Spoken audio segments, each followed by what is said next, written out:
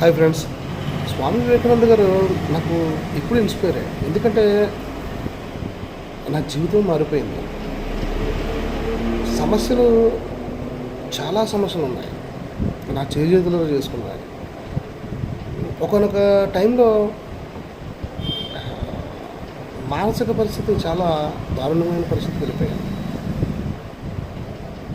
అలాంటి టైంలో నేను ఈ బుక్స్ చదవడం మొదలుపెట్టిన తర్వాత మైండ్ స్ట్రాంగ్ అయింది. మెయిన్ సమస్యలు చాలా మటుకు తీరుతున్నాయి, కానీ ఇంకా తీరలేదు. కానీ మైండ్ స్ట్రాంగ్ అయింది, బతుకు మీద ఆశ కలిగింది. Only motivate only. ఆయన ఒక మాట అన్నాడు,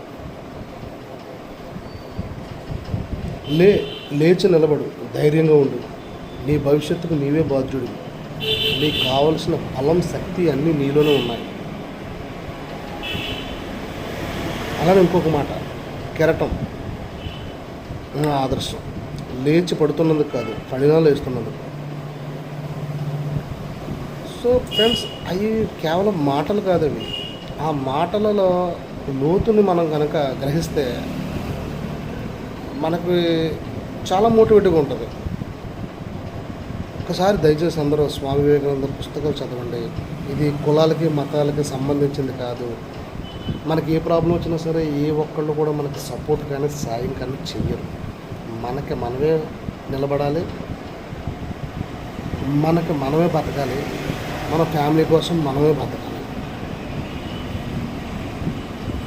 సో ప్రతి ఒక్కళ్ళు ఆలోచించండి.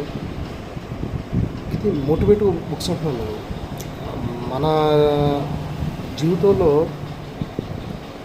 2 పుస్తకాలు చదివినప్పుడు ఖచ్చితంగా మన సమస్యలకు మనమే పరిష్కరించుకుంటాం. ఎవరిని దేహి అని అడగాల్సిన పని లేదు. రైట్ ఉంటుంది. Thank you.